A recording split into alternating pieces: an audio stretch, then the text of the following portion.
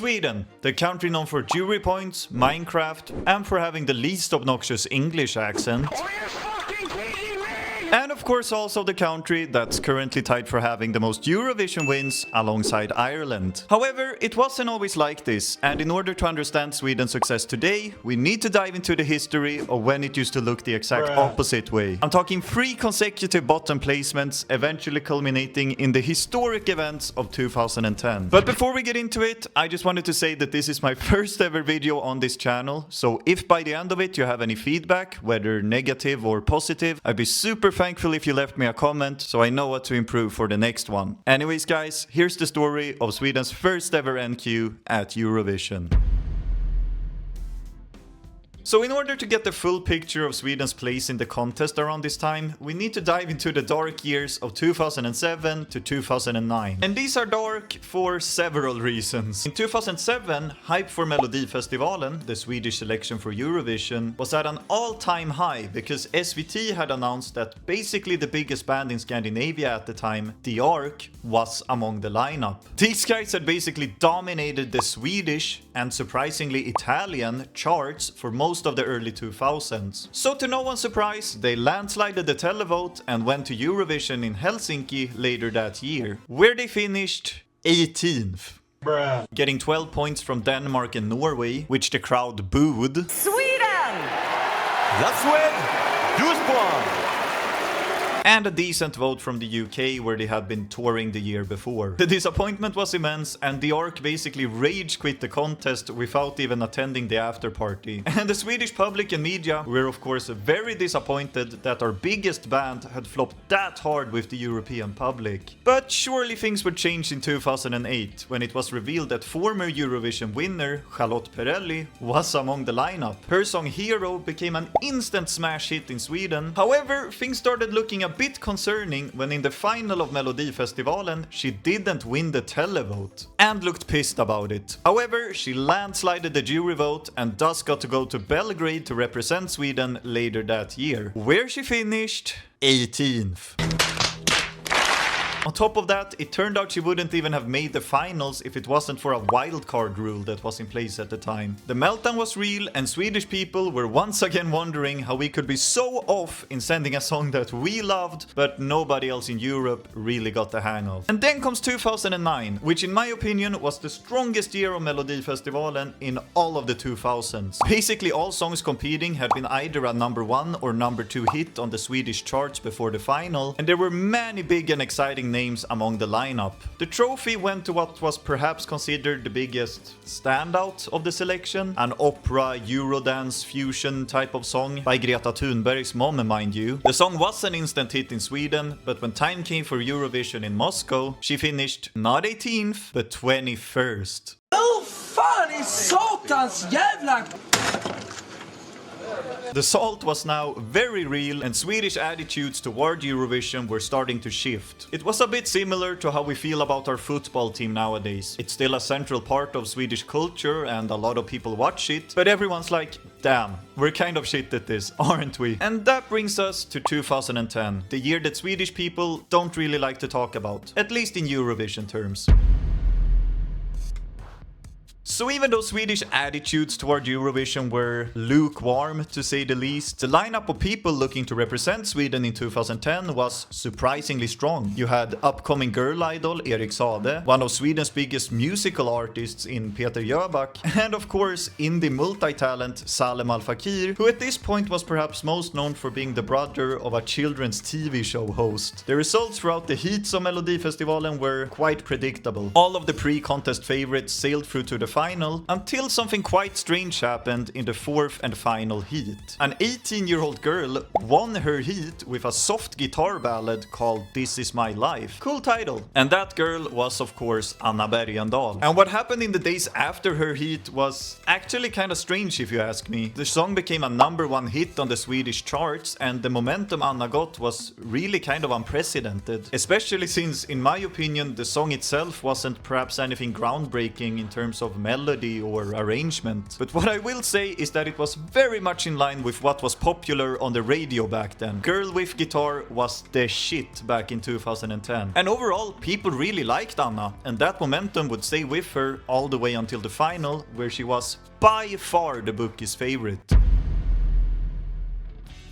Now, because of the underwhelming results in the years prior, SVT had introduced an international jury vote to balance things out, and of course increase the chances we would pick a song that would actually work in Europe. However, the international jury were only given half the points of the total jury vote, with the rest being made up of local Swedish juries, just for the sake of making things difficult, I suppose. The final went through smoothly, but when voting started, this international jury would actually be a big cause of concern for the eventual result. See, the international jury's landslide winner was actually Salem Al Fakir with 45 points, whereas Anna got only 28. Keep that in mind. The Swedish juries, on the other hand, boosted Anna into second place by giving her a whopping 54 points, and even though Salem was the jury winner overall, the lead was now Finn, and when the televotes were announced, he placed third, being beaten by Erik Saade in second, and of course, Melodi nummer 9!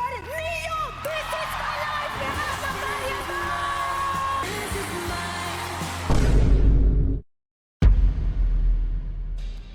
So, despite getting a very mid result from the international juries, Anna ended up winning Melodifestivalen and going to Eurovision in Oslo later that year, where, mind you, there are only other European countries voting. That being said, she was doing surprisingly well with the bookmakers heading into the contest. Betting on Sweden making the final only gave you 1.15 times the money, and overall Sweden was actually the 6th biggest favorite to win the whole contest. I'm not joking. Anna performed fairly early in the running order of the second semi-final, and the performance was, in my opinion, actually really good. SVT pulled the same light stick trick for the staging that they did in Melodifestivalen, which was actually something quite new for Eurovision at the time, and the vocal performance was crisp clean. However, as time for the qualifiers announcement came around, shit hit the fan really quickly. Some countries that were basically ruled out of qualifying, like Ireland and Cyprus, were sent through fairly early, and as time for the last qualifiers announcement came around, one of the other big favorites, Denmark, had still not been announced either. As for what happened next, I'll just show you the reaction of the Swedish commentators.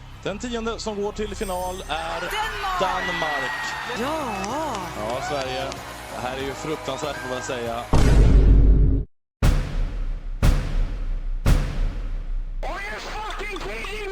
So as you can imagine, the reaction among the Swedish public to this result was not great. The tabloids were absolutely flooded with World War III level headlines about the non-qualification, people on social media were spewing toxic comments, and the viewership for the Eurovision final plummeted to an all-time low. 3 years of crap results, including with some of our biggest artists, now being followed up by a non-qualification was simply too much. Some music and media critics even started calling for Sweden to withdraw from the contest, or for SVT to sell Melodifestivalen to a private broadcaster. Shit had hit the fan big time, and SVT were in full panic mode. But all of that drama does kind of fade when you start thinking about the main person of the story and how it affected her. Almost immediately after the final, a journalist at NRK, Norway's state broadcaster mind you, published a video of Anna crying immediately following the results. Now, I usually don't come after journalists for creating spicy content, but come on, publishing a video like that on the same day as the semi-final with a clickbait title? She was 18 and just had her first international performance. Jeez, man. And as you can imagine, this did take a huge toll on this 18-year-old girl. While most public discourse centered around whether we should fire Christer Björkman or rework Melodifestivalen, there were some people that actually came after Anna herself, which is completely unacceptable. She did still win the public vote in Melodifestivalen and touched many people with her song. That wasn't much of a consolation for her though, since in the years after the contest she started focusing less and less on music until completely withdrawing from the Swedish music scene in 2014.